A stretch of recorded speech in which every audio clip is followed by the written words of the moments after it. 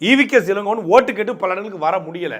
ஏன்னா அவரெல்லாம் வர முடியலை. இப்போ 75 வயசு, அப்போ 74 வயசு. அவருக்கு உடல்நலம் சரியில்லை. அவர் சின்ன வயசுலேருந்து செயின் ஸ்மோக்கரு, லங்ஸ் எல்லாமே பாதிக்கப்பட்டுருச்சு. பிபி இருக்குது, சுகர் இருக்குது, கொலஸ்ட்ரால் இருக்குது.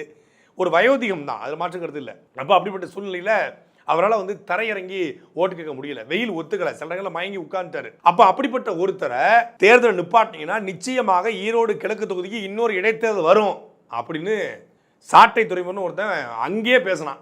நாங்கள் சொல் பேச்சு அப்போயே கேட்டிருந்தா 400 கோடி ரூபா மிச்சமாயிருக்கும். இப்போ 400 கோடியும் போச்சு. மரியாதைக்குரிய ஐயா ஈவிகேஎஸ் இளங்கோவன் அவர்களும் அவருடைய பணியை செய்ய முடியலை. இப்போ அவருடைய மரணத்தை யாரும் கொண்டாட முடியாது. எந்த ஒரு மனிதனுடைய மரணத்தையும் நம்ம ரசிக்கக்கூடாது. அது கொடூரமான மனநிலை. 2023 பிப்ரவரி மாதம் ஜெயித்த மரியாதைக்குரிய ஈவிகேஎஸ் இளங்கோவன் 2024 இந்த டிசம்பர் வரைக்கும் எத்தனை முறை சட்டமன்றத்துக்கு போயிருக்காரு, என்னென்ன பேசியிருக்காரு, என்னென்ன தொகுதிக்கு பண்ணியிருக்காரு அப்படின்னு யாராவது கேட்டால் பதில் கேள்விக்குறி.